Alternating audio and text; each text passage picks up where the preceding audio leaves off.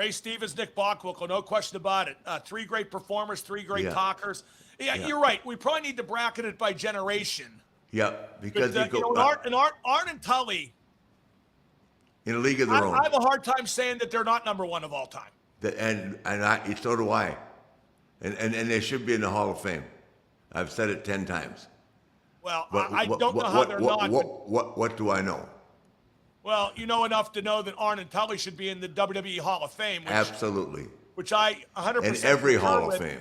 And, there comes a point where the Hall of Fame suffers because of its omissions more than the omissions suffer for not being in the Hall of Fame. I always say that about the Baseball Hall of Fame. My Baseball Hall of Fame would be better than their Baseball Hall of Fame because I'm going to have Bonds and Clemens and A-Rod and Shoeless Joe and Pete Rose and all the guys who were barred from the Hall of Fame because they decided to have a moral compass decide who gets in and who doesn't. Mm-hmm. I couldn't agree with you more. You saw Shoeless Joe Jackson play way back when, right? I did not. I was kidding. He played in the 1919s, or he was on the Black Sox. The guys that threw the World Series. No, but I've seen footage of him.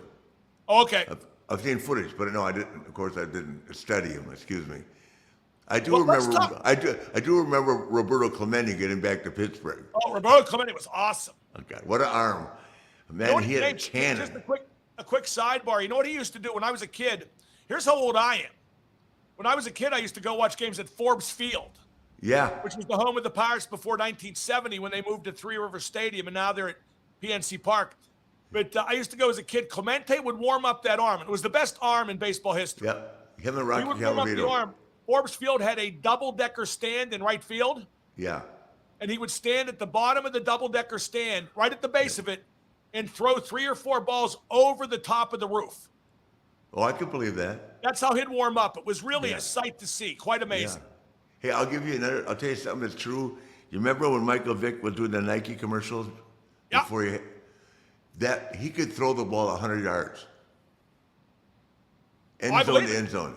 Michael Vick could throw the ball end zone to end zone. I've confirmed that. You know what? You know who else could? A guy named Bobby Lee Bell. Who did he play for? I don't remember. Kansas City Chiefs. Bobby Bell.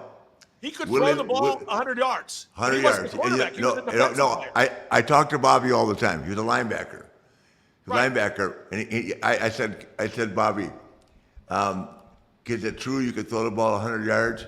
He said, ask John Stenerud. Who was the kicker back then? Yeah, Jan Stenerud, correct. Yeah, Jan Stenerud. He said he paid me $500 to see me do it twice.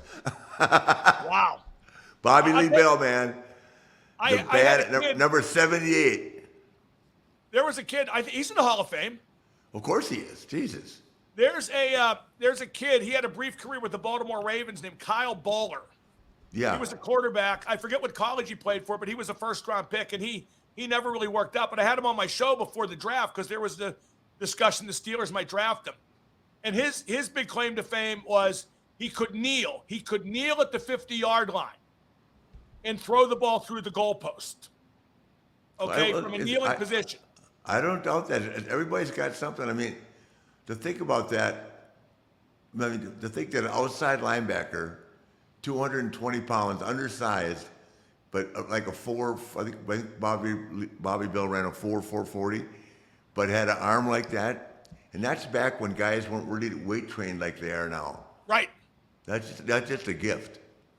Well, I said to Kyle Bowler on my show, I go, hey, is it true you can kneel at the 50 and throw the ball through the goalposts? And he goes, that's right. And I go, you realize that has no practical application whatsoever. And he goes, you're the first person ever to point that out. Congratulations. You know what? That should be, the NFL should make it a rule that for guys that don't have, for teams that don't have a good field goal kicker, that option. If you have a guy that can throw it through the goalpost. Kyle Bowler would have a job. No, past the 40-yard line.